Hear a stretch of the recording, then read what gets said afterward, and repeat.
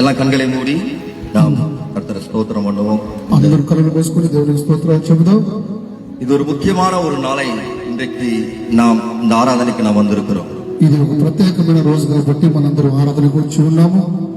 என்ன ஒரு முக்கியமான ஒரு காரியம் என்று சொன்னால், ఏమి ముఖ్యమైన రోజు అంటే இயேசு கிறிஸ்துவினுடைய உயிர் எழுதலை நாம் நினைவு கூறும் விதமாக இங்கே நாம் வந்திருக்கிறோம். యేసుక్రీస్తు పునరుద్ధానుడై ఈ రోజున సమాధికి నుంచి లేచాడని మనందరం జ్ఞాపకం చేసుకుని ఆరాధనకు వచ్చి இது ఉన్నాము. கொண்டாட்டம் என்பதை விட நினைவு கூறுதல் என்பதுதான் சரியான வார்த்தையா இருக்கும். ఇది పండుగని చెప్పేదానికన్నా కూడా జ్ఞాపకార్థం ఒక రోజు అని చెబితే బాగుంటుందని అనుకుంటున్నాను. ஏனென்று சொன்னால், கொண்டாட்டம் என்பது கொண்டாடிவிட்டு சாப்பிட்டு புத்தாடை அணிந்து அதோடு மறந்து போகிற ஒரு காரியம். ఎందుకంటే పండుగని చెప్పే వ్యక్తి తిని తాగి మర్చిపోతాడు, కానీ జ్ఞాపకార్థం అంటే అది జ్ఞాపకం ఉంచుకుంటాడు. ஆனால் நினைவு கூறுதல் என்பது நாம் ஒவ்வொரு நாளும் இந்த உயிர் எழுதலை நாம் சிந்தித்துக் கொண்டே இருக்க வேண்டும். అయితే ఈ జ్ఞాపకార్థం అనేది ప్రతి రోజు మన హృదయాలలో జ్ఞాపకం చేసుకుంటూ ఉండాలి. ஒரே ஒரு வசனத்தை நாம் வாசித்து விட்டு அப்படியே ஜெபத்தில் இருப்போம். 1 கொரிந்தியர் 15:3-4 சொல்லப்பட்டிருக்கிறது. ఒక వాక్యాన్ని చదువుకొని మనం ముందుకు కొనసాగుతారు. కొరింథీయులకు రాసిన మొదటి పత్రిక ஒரு வாசிங்க.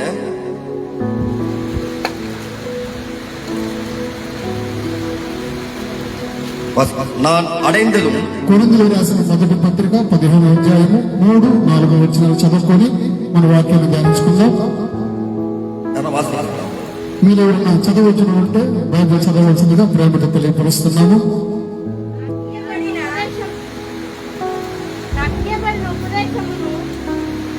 నాకు ఇయ్యబడిన ఉపదేశమును మొదట మీకు అప్పగించి తిని, అది ఏమనగా లేఖనముల ప్రకారము క్రీస్తు మన పాపముల నిమిత్తము మృతి పొందెను, సమాధి చేయబడను. లేఖనముల ప్రకారము 3వ దినమున లేపబడను. 5వ వచనం కూడా ఆయన కేఫాకును తర్వాత 12 మందికి కనబడను. అందరూ கிறிஸ்து வேத வாக்கியங்களின்படியே அவர் நமது பாவங்களுக்காக மரித்து அடக்கம் பண்ணப்பட்டு வேத வாக்கியங்களின்படி 3ஆம் நாள் உயிர்த்தெழுந்தார். దేవుడు మన కోసము ఆయన సమాధి చేయబడి తిరిగి 3వ దినమున లేచి మన కొరకు ఆయన మృత్యుంజయుడుగా లేచాడని మనం జ్ఞాపకం చేసుకోవాలి. கண்களை மூடி நாம் ஜெபிப்போம். కళ్ళు మూసుకొని ప్రార్థన చేసుకుందాం. அன்பின் தேவனே, நாங்கள் உமக்கு நன்றி செலுத்துகிறோம். పరలోకమందున్న మా దేవా, మీకు స్తోత్రం చెల్లిస్తా ఉన్నాము. ஆண்டவரே, உம்முடைய உயிர்த்தெழுதலை நினைவு கூறும் விதமாக நாங்கள் இங்கு வந்து அமர்ந்திருக்கிறோம். దేవా, ఈ జ్ఞాపకార్థం రోజున మేమందరం వచ్చి మీ సన్నిధానంలో కూర్చుని ఉన్నాము. இந்த நாளிலே உங்களுடைய வசனத்தை கேட்கிற எங்கள் ஒவ்வொருவரோடும் உங்களுடைய உயிர்த்தெழுந்த வல்லமை செயல்படட்டும். ఈ రోజున మీ వాక్యం ఉంటున్న ఒక్కొక్కరు మా మీద మీ యొక్క ప్రసన్నతను మా పైన కనపరచుదేమని ప్రార్థన చేస్తా ఉన్నాము. உங்களுடைய உயிர்த்தெழுந்த வல்லமை எங்களுக்குள்ளாக ஒரு உயிர் மீட்பை கொடுக்கட்டும் ஆண்டவரே. అలా మీరు లేచిన ఈ రోజున ఒక ఉత్సాహంగా మేమందరం కూడా అలాగనే కనపడడానికి సహాయం చేయమని ప్రార్థిస్తా ఉన్నాము. வசனங்கள் எங்களுக்குள்ளே கிரியை செய்யட்டும். వాక్యం మా లోపల వెళ్ళి క్రియ చేయటం ఆయన. எல்லா தடைகளையும் இயேசு கிறிஸ்து நாமத்தில் நாங்கள் உடைக்கிறோம். ప్రతి ఆటంకాన్ని యేసుక్రీస్తు నామములో మేము జయిస్తున్నామయ్యా. இந்த இடம் முழுவதும் பரிசுத்த ஆவியானுடைய ஆளுகை உண்டாகட்டும். ఈ స్థలమంతా మీ యొక్క పరిశుద్ధాత్మ శక్తి చేత మిమ్మల్ని ప్రార్థన చేసుకుంటా ఉన్నాము. ஒவ்வொரு மேலும் பரிசுத்த ஆவியானவர் ஆளுகை செய்வீராக. ఒక్కొక్కరి మీద పరిశుద్ధాత్మనే మీరు పరిపాలన చేయమని ప్రార్థన చేస్తా ఉన్నాము. ஒவ்வொரு மேலும் உங்களுடைய உயிர்த்தெழுந்த வல்லமை ஆளுகை செய்யட்டும். ఒక్కొక్కరి మీద మీ పరిశుద్ధాత్మ శక్తి కనబడగలగాక. ஒரு மனதின் ஆவியை இந்த வேலையை கட்டளையிடுவீராக. ఒక్కొక్కరి మీద మీ పరిశుద్ధాత్మ కుమ్మరించబడగాక నాయన. இந்த ஒளிபெருக்கு மூலமாக ஒருவேளை ஆண்டவரே இந்த வசனத்தை யாராவது கேட்டுக்கொண்டிருப்பார்கள் என்று சொன்னால் அவர்கள் மேலும் உங்களுடைய உயிர்த்தெழுந்த வல்லமை ஆண்டவரே கிரியை செய்யட்டும். ఈ మేక్షితం ద్వారా ఎవరైనా వాక్యం వింటూ ఉండే వారి హృదయాలు కూడా ఈ వాక్యం ద్వారా క్రియ చేయబడగాక నాయన. இந்த எல்லை முழுவதும் உங்களுடைய உயிர்த்தெழுந்த வல்லமை ஆளுகை செய்யட்டும். ఈ అందరి మీద మీ యొక్క పరిశుద్ధాత్మ పని చేయగాక. எல்லா பிசாசின் கிரியைகள், எல்லா விதமான எல்லை பிசாசின் கிரியைகள் எல்லாம் இயேசு கிறிஸ்துவின் நாமத்தில் இந்த நாளில் நாங்கள் அழிக்கிறோம். ప్రతి విధమైన సాతాను క్రియలు యేసు నామములో వైపై ప్రేమను రకం உம்முடைய ஆசீர்வாதத்தை இந்த நாளிலே ஆண்டவரே உடைய ஜனங்கள் பெற்றுக் கொள்ளும்படியாக మీ ఆశీర్వాదాలు ప్రతి ఒక్కరూ పొందుకునేలాగున கர்த்தர் எங்களோடு கூட இடைபடுகிறாக. దేవా మా అందరితో మీరు కలిసి ఉండమని நீர் வெளிப்படுவீராக. మీరు మా మధ్య బయలుపడమని இயேசு கிறிஸ்துவின் நாமத்தில் ஜெபிக்கிறேன் நல்ல பிதாவே. యేసుక్రీస్తు నామములో ప్రార్థించి అడిగి వేడుకుంటున్నాము తండ్రి. ஆமென் சொல்லலாமா? ఆమేన్. எல்லாரும் ஆமென் சத்தமா ஒரு ஆமென் சொல்லலாமா? అందరూ పెద్దగా ఆమేన్ ఆమేన్ ஹல்லேலூயா. హల్లెలూయా. நிச்சயமாகவே இயேசு கிறிஸ்து உயிர் தெழுந்தது ஒரு சந்தோஷமான ஒரு விஷயம். నిజంగా యేసుక్రీస్తు వారు ఈ రోజున సమాధి గెలిచారని పునరుద్ధరణగా మన కోసం వచ్చాడన్న రోజు సంతోషకరం కాబట్టి అందరూ సంతోషంగా ఉందామా? ஆனா உங்க முகத்தை பார்த்தா சந்தோஷம் தெரியல. అయినా మీ ముఖాలు చూస్తుంటే సంతోషం లేదు. ஏதோ துக்கமா இன்னும் ఏదో దుఃఖంగా మీరు కనబడతా ఉన్నారంట. 40 நாள் துக்கம் போயிடுச்சு. 40 రోజులు దుఃఖం పోయింది. நீங்க கடைபிடிச்சிருந்தீங்களா அதுவும் முடிஞ்சு போச்சு. ఆ లెంత దేశానికి ముగిసిపోయి இன்னைக்கு ஒரு சந்தோஷமான நாள். ఈ రోజు ఒక సంతోషమైన రోజు కాబట్టి சொன்னால் ఎందుకు సంతోషం అంటే நாம் ஆராதிக்கிற இயேசு మనం ఆరాధిస్తున్న దేవుడు அவர் மரிக்கவில்லை. ఆయన చనిపోలేదు, அவருக்கு சமாதி இல்ல, ఆయన సమాధిలో లేడు, அவருக்கு కల్లறை இல்ல. ఆయన அவர் சொன்னபடியே உயிர்த்தெழுந்தார். ఆయన చెప్పినట్లుగానే మన మధ్య తిరిగి లేచినాడు. చెప్పండి దేవుని నామమున మహిమపడండి. உலகத்தில் இருக்கிற எல்லா தெய்வங்களுக்கும் ఈ లోకంలో ఉన్న సకల విధమైన దేవతల కంటే కూడా வசனம் சொல்கிறது அவருக்கு கண்கள் இருந்தும் காணாது, காதுகள் இருந்தும் கேட்காது. ఆయన వెంటనే వాక్యం చెప్తుంటే కన్నులను చూడలేరు, చెవులను గ్రహించలేరు వాక్యం చెప్తా ఉంది. ஆனா நாம் ఆరాధిக்கிற இயேசுவோ అయితే మనం ఆరాధిస్తున్న దేవుడు பார்ப்பவராக, ఆయన చూసే దేవుడు, கேட்பவராக, ఆయన వినే దేవుడు, செயல்படுகிறவராக, ఆయన మన మధ్య క్రియ చేసే దేవుడు, ఆయన మన మధ్య నడిచే దేవుడు. மரித்தேன், ஆனாலும் இதே சதா காலங்களிலும் நான் உயிரோடு இருக்கிறேன். ఆయన చెప్తాడు యుగ యుగముల వరకు మీతో నేను సదాకాలమైన దేవుడై ఉన్నానని చెబుతా ఉన్నాడు. இந்த நாளிலே நம் மத்தியிலே அவர் ஜீவன் உள்ளவராக இருக்கிறார். ఆయన ఈ రోజు కూడా మన మధ్యలో జీవమున్న దేవుడుగా ఉన్నాడు. எத்தனை பேர் விசுவாசிக்கிறீங்க? ఎంతమంది నమ్ముతా ఉన్నారు? விசுவாசிக்கிறீங்களா? ఆయన నమ్మిన వారందరూ சுத்தமா கரங்களை வைத்து ஒரு அவர் உயிரோடு இருக்கிறதுனாலதான் இன்னைக்கு நாம உயிரோடு இருக்கோம். ఆయన ఈ రోజు సజీవంగా ఉన్నాడు కాబట్టి మనం కూడా సజీవంగా ఉన్నాం. அவர் மரித்து போனவராவே இருந்து விட்டா இன்னைக்கு கிறிஸ்தவம் மரித்து போயிருக்கும். ఆయన చనిపోయినట్టుగా ఉంటే ఈ రోజు మనం కూడా చనిపోయినట్టుగా ఉండేవారు. அப்ப இன்னைக்கு நம்முடைய ஆண்டவர் உயிரோடு இருக்கிறார். அதனாலதான் இன்றைக்கு கிறிஸ்தவம் உயிரோடு இன்றைக்கு போதிக்கப்பட்டு கொண்டிருக்கிறார். అయితే ప్రభు జీవంతున్నాడు కాబట్టి ఈ రోజు మనం ఆ జీవంతున్న దేవుడు మనం ప్రకటిస్తా ఉన్నాం. முதலாவது நாம் சத்தியத்தை சரியாய் புரிந்து கொள்ள வேண்டும். అయితే మొట్టమొదటిగా మనం ఏం చేయాలంటే వాక్యాన్ని సరిగ్గా మనం అర్థం చేసుకోవాలి. இருக்கிற குளறுபடியே சத்தியத்துலதான். అయితే మన వాక్యాన్ని సరిగ్గా అర్థం చేసుకోకపోతే நல்லா பாடுவோம், ஆராதிப்போம், ஜெபிப்போம். ஆனால் வசனம் சத்தியம் என்று சொல்லும் போது நமக்கு நிறைய குழப்பங்களும் சந்தேகங்களும். అయితే మనం చక్కగా పాటలు పాడతాము, చక్కగా ఆరాధిస్తాము, కానీ వాక్యాన్ని అర్థం చేసుకోకపోవడం వల్ల మన మనసులో అనేకమైన ఆలోచనలు, అనేకమైన సందేహాలు ఏర్పడతాయి. சத்தியத்தை நமக்கு நல்ல வாஞ்சை வேண்டும். சத்தியத்தை அறிந்து கொள்ளுகிற, சத்தியத்திலே வளர்கிற நல்ல அறிவு வேண்டும். అయితే మనకందరికీ ముఖ్యమైనది వాక్యము. వాక్యంలో మనం ఉండాలి, వాక్యంలో ఎదగాలి, వాక్యాన్ని మనం అర్థం చేసుకోవాలి. என்ற வசனம் சொல்கிறது சத்தியத்தையும் அறிவீர்கள், சத்தியம் உங்களை விடுதலையாகும். ఇట్లా వాక్యం చెప్తా ఉంది, మీరు వాక్యాన్ని సత్య వాక్యాన్ని నమ్మండి, వాక్యం మిమ్మల్ని స్వతంత్రంగా చేస్తుంది అని చెబుతుంది వాక్యం. இயேசு கிறிஸ்து வேத வாக்கியங்களின்படிதான் அவர் மரித்து அடக்கம் பண்ணப்பட்டு 3ஆம் நாள் உயிர்த்தெழுந்தார். అయితే యేసుక్రీస్తు ప్రభువారు వాక్యంలో చెప్పినట్లుగానే లేఖన ప్రకారమే ఆయన మరణించి పునరుద్ధరణగా ఈ రోజు మన మధ్య లేచి ఉన్నాడు. பாருங்க, பழைய ஏற்பாட்டுல அநேகர் உயிரோடு எழுப்பப்பட்டார்கள். అయితే పాత నిబంధన కాలంలో అనేక మంది లేపబడ్డారు, కానీ எலிசா, எலியா போன்றவரெல்லாம் அநேகரை எழுப்பினார்கள் உயிரோடு. అనేకుల్ని లేపారు, కానీ புதிய ஏற்பாடுல பார்க்கும்போது அப்போஸ்தலர்கள் எழுப்பினார்கள். ஏன் இயேசுவே நிறைய பேர் உயிரோட எழுப்பியிருக்காரு. అయితే కొత్త నిబంధనలో కూడా అనేకుల్ని యేసు ప్రభు లేపాడు, అలాగే శిష్యులు కూడా చనిపోయిన వారిని చాలా మందిని లేపినట్లుగా చూస్తా ఉన్నాం. ஆனால் இவர்கள் எல்லாம் எழுப்பப்பட்டார்கள். ஆனால் இயேசு கிறிஸ்துவோ அவர் உயிர்த்தெழுந்தார். అయితే వారందరూ ఎదుటోళ్ళు మాత్రం లేపగలిగారు, కానీ వారు లేవలేదు. యేసు ప్రభు మాత్రమే మరణించి ఆయన సమాధి గెలిచి ఆయన ప్రాణంతో మధ్య మన మధ్యకు లేచి వచ్చాడు. ఆయన லாசரு எழுப்பப்பட்டான். ஆனால் லாசரு மரித்து போனான். అయితే లాజరును కూడా లేపబడ్డాడు, కానీ లాజరు చనిపోయాడు. எவீரு எழுப்பப்பட்டான். எவீருடைய மகன் மரித்து போனான். అయితే చాలా మంది చనిపోయారు, తిరిగి మరలా వారు చనిపోయారు. நாயனுடைய விதைகளுடைய மகன் எழுப்பப்பட்டான் உயிரோட, அவன் மரித்து போனான். నాయన కుమార్తె కూడా లేపబడ్డది, కానీ కొన్నాళ్ళ తర్వాత చనిపోయింది. ஆனால் இயேசு கிறிஸ்துவோ அவர் மரித்து அடக்கம் பண்ணப்பட்டு కాబట్టి அவர் உயிர் தெழுந்த இன்றைக்கும் ஜீவன் உள்ளவராக. అయితే యేసుక్రీస్తు ప్రభు వారు ఎలాగైతే సమాధి చేయబడరు అలాగే సమాధిని జయించి లేచి నిలబడి ఈ రోజు మన మధ్యలో ఇంకా జీవము గల దేవుడుగా మన మధ్యలో ఆయన సంచారం చేస్తా ఉన్నాడు. இந்த இயேசு கிறிஸ்துவுடைய மரணம், அவருடைய உயிர்த்தெழுதல், அவருடைய வாழ்க்கை, அவர் அடைய போகிற துன்பங்கள் குறித்து கிட்டத்தட்ட 600-700 ஆண்டுகளுக்கு முன்பாகவே தீர்க்க தரிசனத்தை உரைத்திருக்கிறார். అయితే యేసుక్రీస్తు ప్రభు వారు ఈ రీతిగా ఆయన సమాధి శిలువలో వేయబడతాడని, ఆయన కొరడదెబ్బలు తింటాడని, ఆయన సమాధి చేయబడతాడని, తిరిగి లేస్తాడని ఈ రోజు చెప్పబడింది కాదు. కానీ ఆ రోజున లేఖనంలో ఎప్పుడో పునాదిలోనే లేఖనం ద్వారా ఈ రాజును జరగడని రాయబడ్డది. ஏசாயா சொல்லியிருக்கிறார், தானியேல் சொல்லியிருக்கிறார், சங்கீதக்காரர் தாவீது சங்கீதத்துல இயேசு கிறிஸ்து பற்றி முன்பாக அறிவித்திருக்கிறார். యెషయా గ్రంథంలో చెప్పబడింది, కీర్తన గ్రంథంలో చెప్పబడింది, ఈ విధంగా యేసు ప్రభు వారు శిలువ వేయబడతారు, తిరిగి లేవబడతారని చెప్పి ముందుగానే లేఖనం ద్వారా మనం తెలుసుకుని ఉన్నాము. அப்போ இன்றைக்கு இந்த உயிர்த்தெழுதல் என்பது ஒரு சாதாரணமான ஒரு கொண்டாட்டம் அல்ல. కాబట్టి ఈ రోజున మనం జరుపుకుంటున్న ఈ పండుగ సాధారణమైన పండుగ కాదని మనం తెలుసుకోవాలి. இது ஒரு வல்லமையை நினைவு கூறுகிற ஒரு தினம். ఈ రోజు పండుగని చెప్పేదానికంటే కూడా ఒక వల్లమైన ఈ రోజు ఆరాధన మనం చెప్పుకుంటే బాగుంటుంది.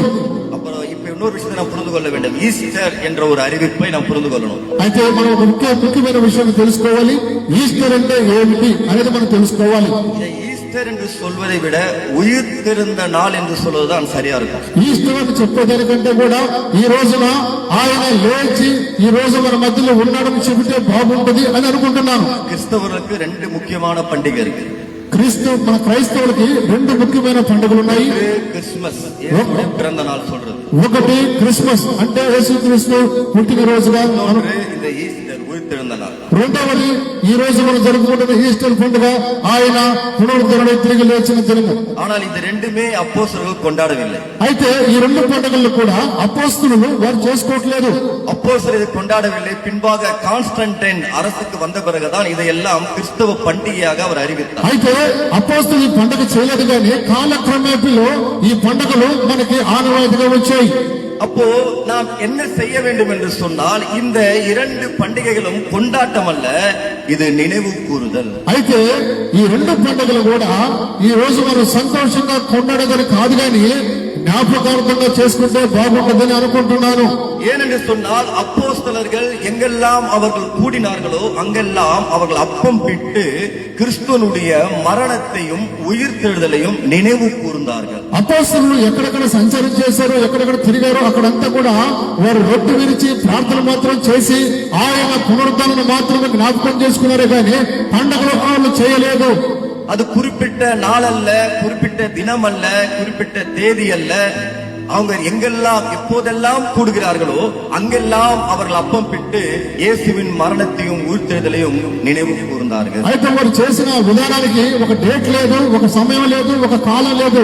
ఎప్పుడైతే వారందరూ కలిసి కూడుకున్నారో అప్పుడంతా వారు రొట్టెను విరిచి ప్రార్థన చేసుకుంటూ యేసు ప్రభు యొక్క పునరుద్ధరణ జ్ఞాపకం చేసుకుంటూ వచ్చారు. ஆனா நாம இப்ப என்ன பண்றோம்? கம்யூனியன் சர்வீஸ் வரும்போது மட்டும் இயேசுடைய பாடுகளை நினைவு கூர்றோம். அந்த புனித வெள்ளி வரும்போது இயேசுடைய பாடுகளை நினைவு கூர்ந்து அழுகிறோம். இந்த ஈஸ்டர் வரும்போது இயேசுடைய உயிர்த்தெழுதலை குறித்து நாம் நினைவு கூர்றோம். అయితే మనం ఏం చేస్తున్నామంటే క్రిస్మస్ వచ్చినప్పుడు మాత్రం క్రిస్మస్ పండుగ చేసుకుంటున్నాం, గుడ్ ఫ్రైడే వచ్చినప్పుడు మాత్రం గుడ్ ఫ్రైడే చేసుకుంటున్నాం, ఈ రోజు ఈస్టర్ పండుగ అంటే ఈస్టర్ చేసుకుంటున్నాం. కారణం ఏంటంటే ఆచారంలో మనం ఇంకా ఉన్నాము. அப்போ ஒவ்வொரு நாளும் நம்முடைய வாழ்க்கையிலே இயேசு கிறிஸ்துவினுடைய மரணமும் உயிர்த்தெழுதலும் நினைவு கூறப்பட வேண்டும். அதுதான் ஒரு உண்மையான கிறிஸ்தவனுடைய அடையாளம். అయితే నిజంగా ఈ రోజు మనం చెప్పుకోవాల్సింది, తెలుసుకోవాల్సింది ఏంటంటే ప్రతిరోజు యేసుక్రీస్తు ప్రభు యొక్క పునరుద్ధరణను మనం ప్రతి రోజున మనం జ్ఞాపకం చేసుకుంటూ మన జీవితాన్ని సాగిస్తేనే బాగుంటుందని అని అనుకుంటూ ఉన్నాను. ஏனென்றால் கிறிஸ்துவனுடைய மரணமும் கிறிஸ்துவனுடைய உயிர்த்தெழுதலும் ஒரு சாதாரண விஷயம் அல்ல. ఎందుకంటే యేసుక్రీస్తు ప్రభు యొక్క పునరుద్ధరణము ఆయన ఈ రోజున తిరిగి లేచబడిన దినము సామాన్యమైన దినము కాదు. அது வெறும் பிரசங்கத்திற்குமான விஷயமும் அல்ல. అది ప్రసంగించడానికి ఒక ప్రసంగం కాదు. அது மனுக்குலத்திற்கு ஒரு மிகப்பெரிய மீட்பை கொடுத்த ஒரு காரியம். అది మనుషులకు ఒక విడుదల కార్యంగా ఈ రోజు కనబడుతూ ఉన్నది. மீட்பு மாத்திரமல்ல, அது மனுக்குலத்திற்கு ஒரு நித்திய வாழ்வை கொடுத்த ஒரு காரியம். ఈ రోజు మనమందరం కాపాడబడ్డ మాత్రమే కాదు, అనేకులకు నిత్య జీవన ఈ రోజున మాత్రం మనకు దొరుకుతా ఉన్నది. அப்போ நாம் பண்டிகை கிறிஸ்தவர்களா இருக்க கூடாது. అయితే మనం పండుగ క్రైస్తవులకు ఉండకూడదు. சத்தியத்தை சரியாய் புரிந்து கொள்ளுகிற ஆவிக்குரிய கிறிஸ்துவர்களாய் நாம் காணப்பட வேண்டும். వాక్యాన్ని మనం సరిగా అర్థం చేసుకున్న పరిశుద్ధాత్మ ఆత్మ సంబంధమైన పిల్లలుగా మనం ఉండాలని కోరుకుంటూ ఉన్నాను. இத்தனை பேர் ஆமென் சொல்றீங்க. ఎంతమంది ఆమెను చెప్తారు? கரெக்டா அவர் பேசுறாரா? உங்களுக்கு டிரான்ஸ்லேஷன் நான் சொல்ற விஷயம் கரெக்டா வந்து சேருதா? అమ్మ నేను చెప్పేది మీకు సరిగా అర్థమవుతుందా? புரியுதா உங்களுக்கு? అర్థమైతే చెప్పండి. ఇంకా నిదానంగా చెప్తాను. హల్లెలూయా. பாருங்க, இயேசு கிறிஸ்து எழுந்திருக்கவில்லை என்று சொன்னால் எங்கள் பிரசங்கம் விருதா, உங்கள் விசுவாசமும் விருதா என்று சொல்லி கொரிந்தியருக்கு அப்போஸ்தலனாகிய பவுல் எழுதுகிறார். అయితే యేసుక్రీస్తు ప్రభువారు లేయలేదని ఒకవేళ అనుకుంటే ఈ రోజు మేము చెప్పే ప్రసంగం వృధా అని అపోస్తలుడు పౌలు గారు ముందుగానే చెప్తా ఉన్నారు.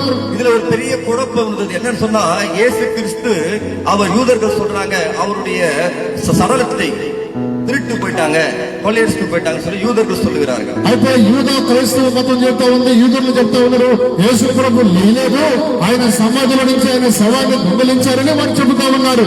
இஸ்லாம் என்ன சொல்றாங்கன்னு சொன்னா, இயேசு கிறிஸ்துவ சிலுவையில் அறையப்படவே இல்லை, அவர் என்ன பண்ணிட்டாரு, அவர் கடவுள் கிட்ட அப்படியே போயிட்டாருன்னு சொல்லிட்டு ఇస్లామియ சொல்லிக் கொண்டிருக்கு. అయితే ముస్లిం చెప్తా ఉన్నారు ఆయన సిలువ వేయబడలేదు, అసలు ఈ కార్యక్రమే జరగలేదు, అదేదో ఒక వింత అని చెప్పి వారు చెప్తా ఉన్నారు. இந்த நேரத்தில் ஒரு காரியத்தை நான் உங்களுக்கு சொல்ல விரும்புகிறேன். అయితే ఈ సమయంలో ఒక సందర్భాన్ని మీకు తెలియజేయాలని ఆశపడతా ఉన్నాను. இஸ்லாம் சொல்லுகிற ஈசா நபியும் நாம் ஆராதிக்கிற இயேசுவும் ஒருவர் அல்ல. ఇస్లాంలో ఆరాధించే యేసు ప్రభు వాళ్ళు ఆరాధించే దేవుడు ఒకడే కాదు, మనం ఆరాధించే దేవుడు ఒక్కడే కాదు. இன்னைக்கு எல்லாம் சொல்லிக் கொண்டு இருக்கிறாங்க, நீங்க இயேசுன்றீங்க, நாங்க ஈசா நபின்றோம், நீங்க மூசான்றீங்க, நாங்க மோசேன்றோம், நீங்க இப்ராஹிம்ன்றீங்க, நாங்க ஆபிரகாம்ன்றோம், நாம எல்லாம் ஒண்ணுன்னு சொல்றாங்க. వాళ్ళు చెప్తా ఉన్నారు మీరు ఆరాధించే యేసు ప్రభు ఒకటే, మేము ఆరాధించే ఇసాకు ఒకటే, మీరు చెప్పే మోసే ఒకటే, మేము చెప్పే మోసే ఒకటని వారు మనతో పాటు చెప్తా ఉన్నారు. మీరందరూ చేసేది మేము చేసేది ఒకటని వారు అంటా ఉన్నారు. ஏனென்று சொன்னால் அவர்கள் சொல்லுகிறார்கள் இயேசு கிறிஸ்து ஈசா நபி மரிக்கவில்லை, அல்லாஹ் எடுத்துக்கொண்டார். ஆனால் நம்முடைய வேதம் சொல்கிறது இயேசு கிறிஸ்து அவர் மரித்து அடக்கண்ணப்பட்டு 3ஆம் நாள் உயிர்த்தெழுந்தார். అయితే ఇస్లాంలో చెప్తా ఉన్నారు యేసు ప్రభు వారు ఆయన సిలువ వేయబడలేదు, ఆయన యేసు యెహోవా దేవుడు ఎత్తుకొని పోయిండు, అంతేగాని సిలువ వేయలేదని వారు చెప్తా ఉన్నారు. అయితే పరిశుద్ధ గ్రంథం చెప్తా ఉన్నది ఆయన సిలువ వేయబడ్డాడు, ఆయన సమాధిని గెలిచాడు, ఆయన పునరుద్ధరణకు మన మధ్యలో సంచారం చేస్తున్నాడని ఈ లేఖనం చెబుతా ఉన్నది. அவர்கள் சொல்லுகிறார்கள் இயேசு கிறிஸ்து மிரியாம் மூலமாக ஒரு மரத்தின் கீழே, ஈச்ச மரத்தின் கீழே இயேசு பிறந்தார் என்று அவர்கள் சொல்லுகிறார்கள். ஆனால் நாம் சொல்லுகிறோம் இயேசு கிறிஸ்து கன்னி மரியாளின் வயிற்றிலே பரிசுத்த ஆவின் வல்லமையாலே பிறந்தார் என்று நாம் சொல்லுகிறோம். వారు చెప్తా ఉన్నారు యేసు ప్రభు వారు ఒక ఖర్జూర చెట్టు కింద జన్మించారని వారు చెప్తా ఉన్నారు. కానీ బైబిల్ చెప్తా ఉంది పరిశుద్ధ ఆత్మ ద్వారా మరియమ్మ గర్భాన యేసు ప్రభు జన్మించాడని లేఖనం చెబుతా ఉన్నది. நாம் ஆராதிக்கிற இயேசு தான் ஒரு உண்மையான இயேசு. எத்தனை பேர் ஆமென் சொல்றீங்க? మనం ఆరాధించే దేవుడు నిజమైన యేసు ప్రభు ఎంతమంది నమ్ముతూ ఉన్నారు? ஹல்லேலூயா, హల్లెలూయా, ஹல்லேலூயா, హల్లెలూయా.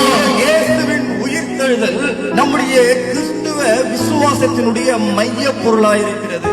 అయితే మనం ఆరాధిస్తున్న యేసు ప్రభు యొక్క ఈ రోజు పునరుద్ధరణ పండుగ మన హృదయంలో నిలుపుకోవాల్సిన పండుగగా మారబడుతూ ఉన్నది. ஏனென்று சொன்னால் நாம் ஒரு நாள் அந்த ஒரு மகிமையை நாம் அடைய போகிறோம். இந்த உயிர்த்தெழுகிற மகிமையை நாம் அடைய போகிறோம். அதற்கு முன் உதாரணமாக இயேசு கிறிஸ்து மகிமையின் சரீரமாக உயிர்த்தெழுந்தார். మనం కూడా ఒక రోజున మహిమలో చేరబోతున్నప్పుడు మనం ఎలాగైతే మనం ఆయన దగ్గర చేరాలో యేసు ప్రభు కూడా సిలువ వేయబడిన 3 రోజుల ముందుగానే ఆయన కూడా ఆయన శరీరాన్ని మహిమపరుచుకున్నట్లుగా చూస్తా ఉన్నాము.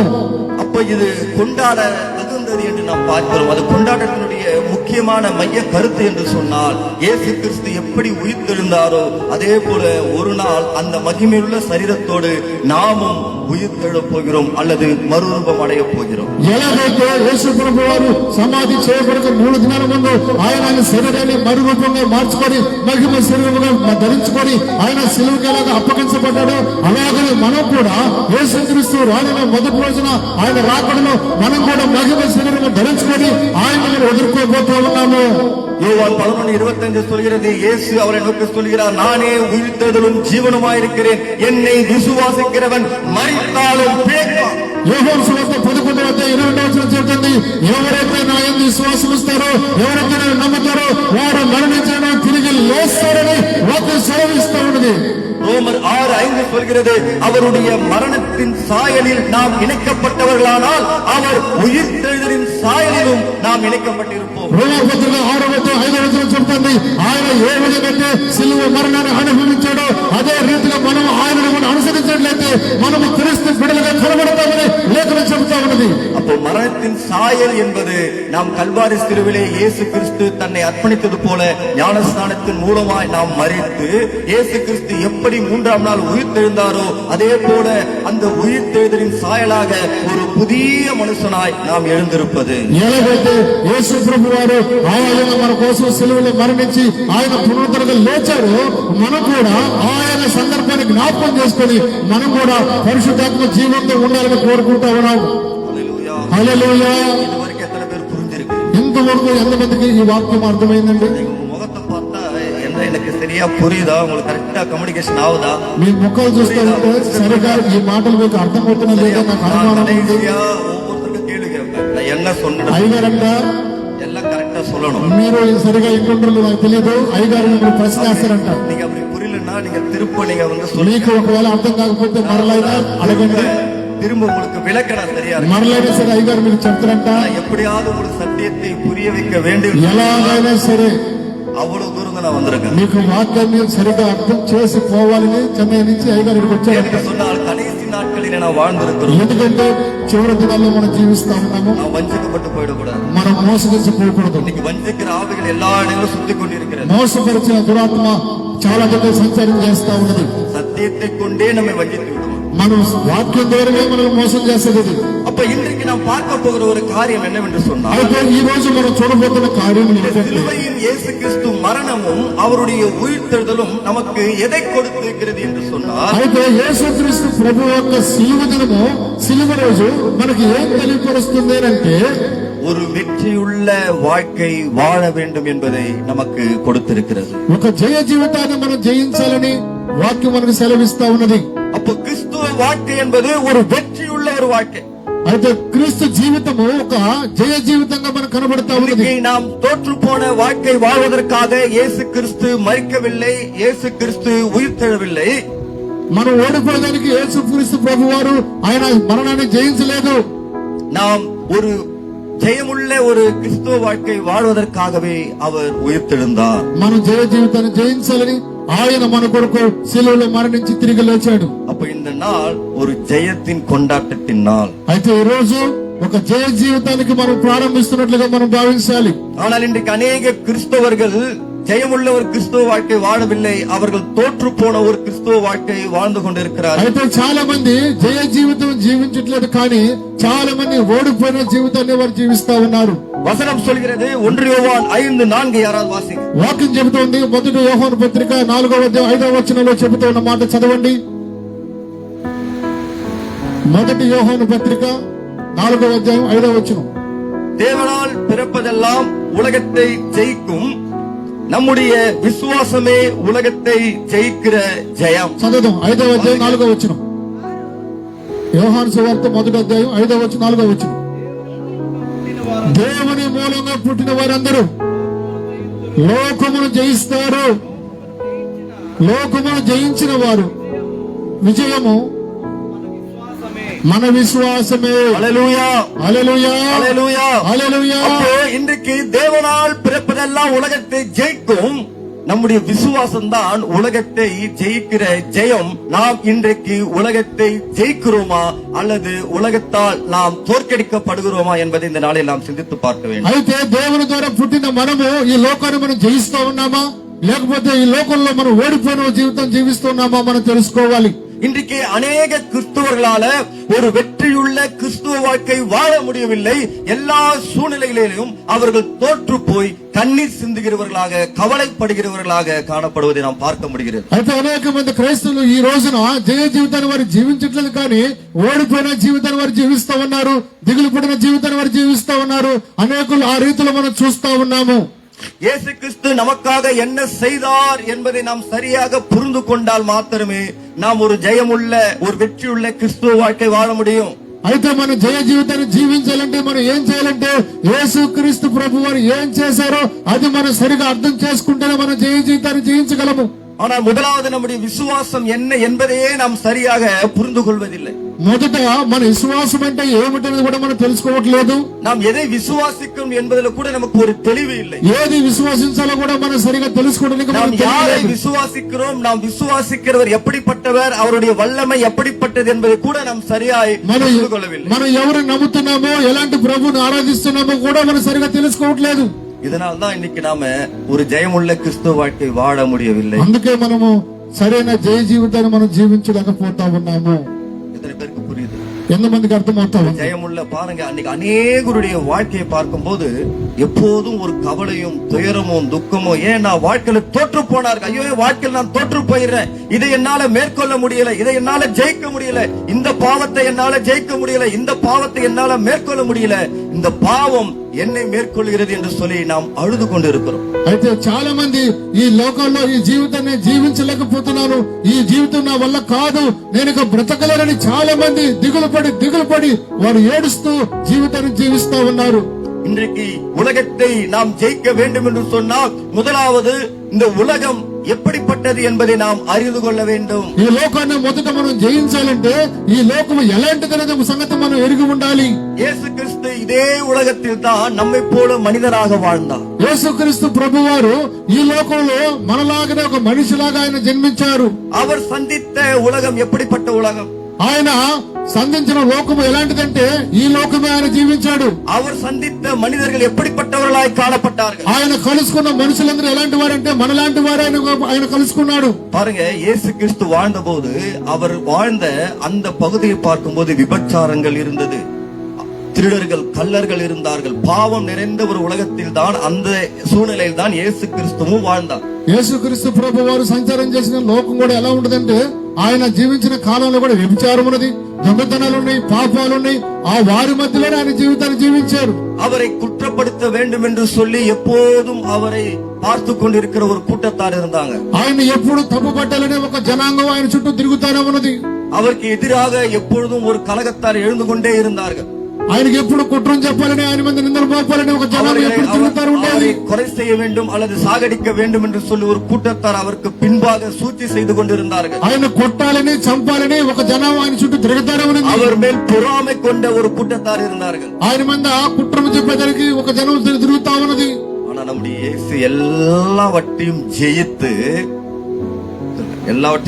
అయితే మన ప్రభు యేసుక్రీస్తు గారు వారందరి మధ్యలో ఒక జయ జీవితాన్ని ఆయన జీవించినట్లుగా మనం చూస్తా ఉన్నాము. எதற்காக அவர் இந்த பூமியில வந்தாரோ அதை அவர் நிறைவேற்றி முடித்தார். ఆయన ఎందుకోసం ఆయన లోకానికి వచ్చాడో ఆ సంగతిని ఎరిగి ఆ రీతిగా ఆయన జీవించాడు. అర్థమైన వారు ఒకసారి హల్లెలూయా చెబుదామా? హల్లెలూయా, హల్లెలూయా, హల్లెలూయా. హల్లెలూయా. எல்லாவற்றையும் ஜெயித்தார். ఆయన ప్రతి విషయాన్ని జయించాడు. பாவத்தை ஜெயித்தார், పాపాన్ని జయించాడు. அவருக்கு எதிராக வந்த சூழ்நிலைகளை ஜெயித்தார். ఆయనకు ఎదురుగా ఉన్న ప్రతి సమస్యను జయించాడు. எதிராக யாரெல்லாம் திட்டம் தீட்டினார்களோ, அவர்கள் கொலை செய்ய வந்தார்களோ, அவர்களை எல்லாம் இவர் ஜெயித்தார். ఆయన మీద ఎవరెవరైతే నేరం మోపారో వారందరి మధ్యలో ఆయన జయ జీవితాన్ని జీవించాడు. முடிவு கல்வாரி சிலுவையிலும் அவர் ஜெயித்தார். ఆయన కలువారి సిలువను కూడా జయించాడు. அப்போ ஜெயித்த தேவனை நாம் பின்பற்றுகிறோம், நாம் ஜெயிக்கிறவர்களாக இருக்கிறோமா என்பதை இந்த நாளிலே சிந்தித்து பார்க்க మనం జయించిన దేవుని వెంబడిస్తున్నప్పుడు మనం కూడా అలాంటి జయ జీవితాన్ని జీవిస్తున్నామో లేదో మనం అర్థం చేసుకోవాలి.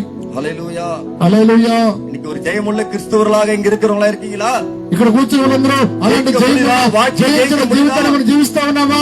தோற்று போறோம் எல்லாத்திலையும், అన్ని విషయాల్లో మనం ఓడిపోతా ఉన్నామా? பாவத்தை ஜெயிக்க முடியலையே, పాపాన్ని జయించే వాళ్ళకి మనం కుదరలేదు, ஜெயிக்க முடியலையே, మనం జయించలేకపోతున్నామా? விபச்சார எண்ணங்களை ஜெயிக்க முடியலையே, వ్యభిచారం చేయకుండా మనం జయించలేకపోతున్నాం, ஆசையை ஜெயிக்க முடியலையே, మన దొంగతనం చేయకుండా ఉండలేకపోతున్నాం, ஆசையை ஜெயிக்க முடியலையே, మన పాపం చేయకుండా ఉండలేకపోతున్నాం, பொறாமையை ஜெயிக்க முடியலையே, మన కుట్రను మనం జయించలేకపోతున్నాము, பண்ணுகிற சுபாவத்தை ஜெயிக்க முடியலையே, ఒకరి మీద ఒకరు సాడేలు చెప్పేదంటే మనం జయించలేకపోతున్నాము. அப்ப இன்றைக்கு நாம் ஜெயமுள்ள கிறிஸ்தவர்களாய் மாற வேண்டும் என்பதுதான் தேவனுடைய விருப்பம். అయితే మనమందరం జయించిన వారుగా మనం మారాలనేది యేసు ప్రభు యొక్క ఉద్దేశం. இயேசு கிறிஸ்து உயிர்த்தெழுந்தார். అందుకోసమే యేసు ప్రభు ఈ రోజున పునరుద్ధరణగా మన మధ్యలో లేచి ఉన్నాడు. இந்த கூட்டத்தின் முடிவில் உங்களுக்காக நான் ஜெபம் பண்ண போறேன்.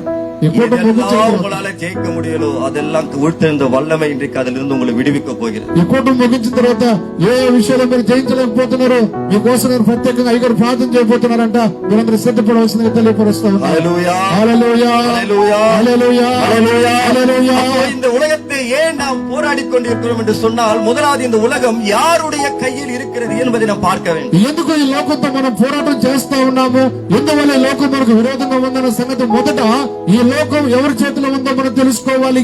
1 யோவான் 5:18 சொல்கிறது, మొదటి యోహాను పత్రిక 5వ అధ్యాయం 18వ వచనంలో చెబుతా நாம் ఉన్నాడు, தேவனால் உண்டாயிருக்கிறோம் என்றும் உலகம் முழுவதும் பொல்லாங்கனுக்குள் கிடக்கிறது என்றும் அறிந்திருக்கிறோமே. చదువుదామా? యోహాను సువార్త మొదటి అధ్యాయం, మొదటి యోహాను సువార్త 5వ అధ్యాయం. வாசிங்க, யாராவது வாசிங்க. చదవండి త్వరగా.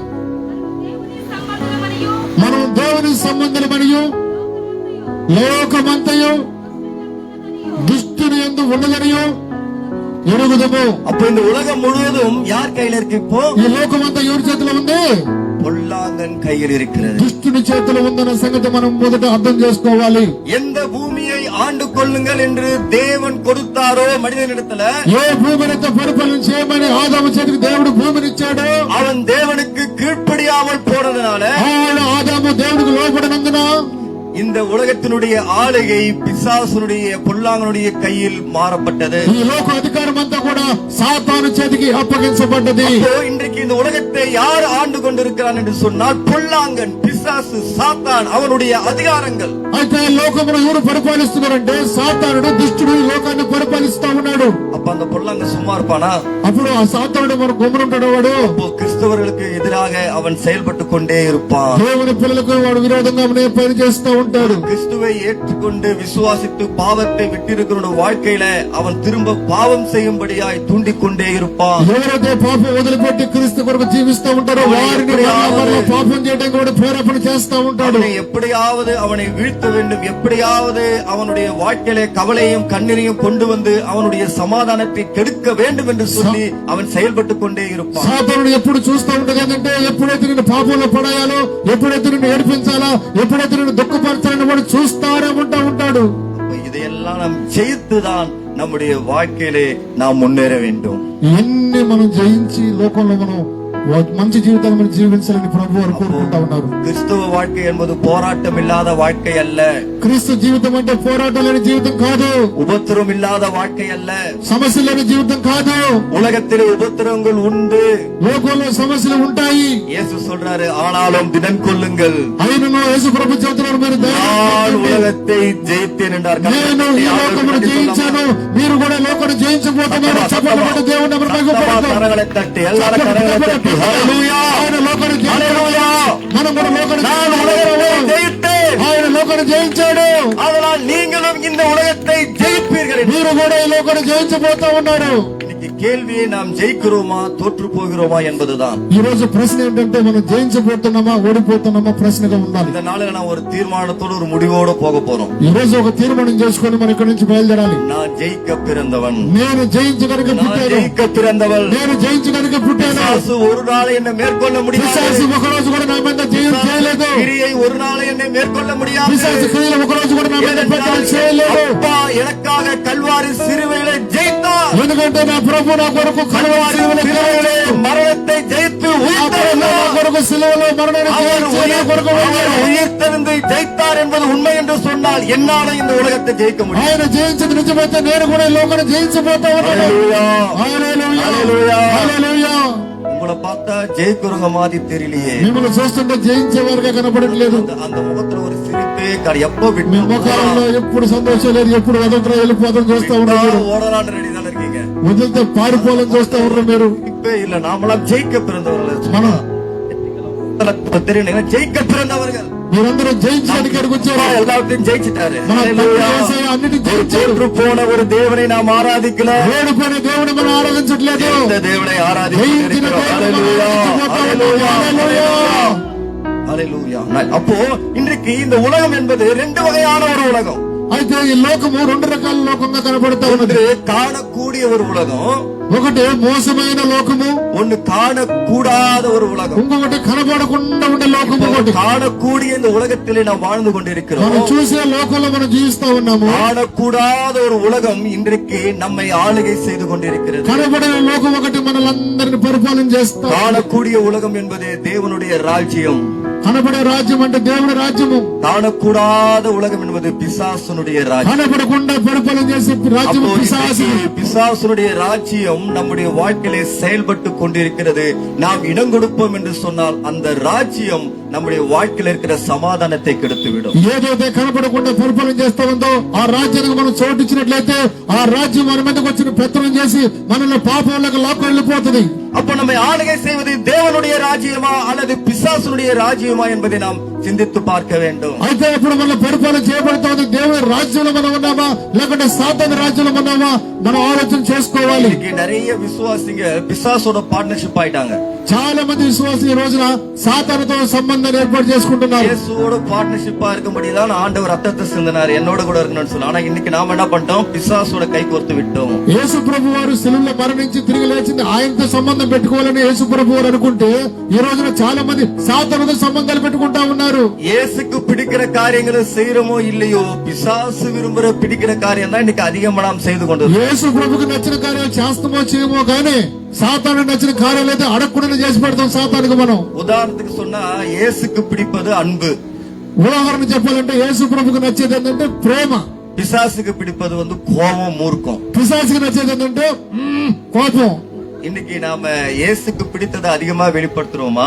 మనం యేసు ప్రభుக்கு నచ్చేది మనం చేస్తున్నామా? நாம அன்பு செலுத்தும் போதெல்லாம் இயேசு கிறிஸ்து சந்தோஷப்படாரு, என் மகள் அன்பு செலுத்துறாளேன்னு சொல்லிட்டு. మనం ప్రేమను పంచుతున్న ప్రతిసారి ప్రభు వారు அதை விட సంతోషపడతా ఉన్నారు. வீட்டுல நம்ம கோபத்தை காமிப்போம் தெரியுமா? கணவன் கட்டியோ மனைவி கட்டியோ பிள்ளை கட்டியோ அப்ப பிசாசு பாப்பா, என்ன ஆண்டவர் இப்படி சொல்லிட்டீங்க, அது ஏன் புள்ள பாருங்க என்னுடைய குணம்லாம் எவ்வளவு சூப்பரா. అయితే సాతాను చెప్తా ఉందంట ఇక్కడ మాత్రం ప్రేమను చూపిస్తా ఉన్నాడు, ఇంటికి పోయినాక భార్య బిడ్డల మీద కోపడుతూ ఉండు. ఏం ప్రభు నీ బిడ్డని చెబుతావే, చూసావా వాడు నా బిడ్డయ్యా, కోపడుతున్నాడు అంతా నా బిడ్డలు కదంటయ్యా అని వాడు యేసు ప్రభుతో మాట్లాడుతా ఉన్నాడంట. அதுவும் நீங்க வீட்டுல இருக்கிற பொருள் எல்லாம் தூக்கி உங்க கணவர் மேலேயோ பிள்ளைங்க மேல அடிக்கும் போது ரொம்ப சந்தோஷப்படுவான். మీరు మీ ఇంట్లో వస్తువులు తీసుకొని మీ భర్తనో బిడ్డల్లో మీరు కర్రతో కొడుతుంటే సాతానుడు ఎక్కువ సంతోషపడుతున్నాడంట. எத்தனை பேர் அப்படி செய்றீங்க? ఎంతమంది ఆ విధంగా ప్రవర్తిస్తారు? பார்த்தா அநேகமா வீட்டுல அப்படிப்பட்ட ஒரு யுத்தங்கள் நடக்கும் நினைக்கிறேன். பாத்திரங்களா எடுத்து அடிச்சு நீயா நானா வா பாக்கலாம், மோதி பாப்போம். அப்படி நடக்குது. அதுனா சொல்லுங்கய்யா, கேளுங்க. ఇళ్లలో మీరు ఎవరైనా అటువంటి వస్తువులు తీసుకొని మీ భర్తల్ని మీ పిల్లకాయలు కొట్టేవారుగా మీరు ఎవరైనా కనబడుతుండ్రేమో జాగ్రత్త పడండి. வீட்டையா உள்ள அடிலாம் வாங்கிட்டு வெளியே வரும்போது அப்படியே நல்லா ஒரு ஸ்டிப்பா ஒண்ணும் தெரியாத போல வர்ற சூழல கூட இருக்கும். ఇంట్లో తన్నులు తినించుకొని బయటకు ఏం తెలియనట్టుగా మనం బయట కనపడే వరకు ఉండకూడదు. இதெல்லாம் உங்களுக்கு எப்படி தெரியும்? உங்க வீட்டுல அப்படிதான் நடக்குதான்னு என்ன கேட்டுறாதீங்க. ఎందుకు ఇదంతా మీకు ఎక్కడ తెలుసా? నన్ను అడగద్దు. హల్లెలూయా. హల్లెలూయా. அப்போ இன்றைக்கு இது ஒரு மிகப்பெரிய சவாலான ஒரு காரியத்துக்குள்ள நாம் ఈ రోజున మనందరికి ఒక ఛాలెంజ్ గా ఒక రోజుగా ఉంది ఈ రోజున. அப்போ இன்றைக்கு நாம் மாம்சத்தின்படியும் இந்த உலகத்தை ஜெயிக்கணும், ஆவியின்படியும் இந்த உலகத்தை ఈ ஜெயிக்கணும். లోకాన్ని మనం శరీర సంబంధులుగా జయించాలి, అలాగే ఆత్మ సంబంధులుగా మారి మన లోకాన్ని జయించాలి. హల్లెలూయా. హల్లెలూయా. அப்பெல்லாம் ஜெயிக்க ரெடி ஆயிட்டீங்களா? అంటే జయించడానికి మనందరూ తయారవుతున్నాం. ஒரு போர்க்களத்துல வாழ்ந்து கொண்டிருக்கிறோம். మనందరూ యుద్ధ భూమిలో గెలవబోతా ఉన్నాము. சுற்றி அம்புகள் எய்யப்பட்டு கொண்டே இருக்கும். మన చుట్టూరు బాణములు వేస్తాను అపవాది. தப்பித்து தப்பித்து ஜெயித்து நாம் முன்னேற வேண்டும். వాటన్నిటి తప్పించుకొని మనం జయాన్ని జయించాలి. சமயங்களில் சில அம்புகள் நமக்கு ஒரு சிராய்ப்பை கொண்டு வரும். ఆ బాణాలన్నీ మనకు మంచి సంతోషాన్ని కలుగజేస్తాయి. அதை பார்த்துட்டே நாம் என்ன பண்ணக்கூடாது? அழுது புலம்பி உட்கார்ந்துட கூடாது. వాడేసే బాణములు చూసి దిగులు పడి మనం ఏడుస్తా కూర్చోకూడదు. அதை பிடிக்கு போட்டு நாம் ஓடிக்கொண்டே ఏ బాణం అయితే మనం కూర్చోకూడదు.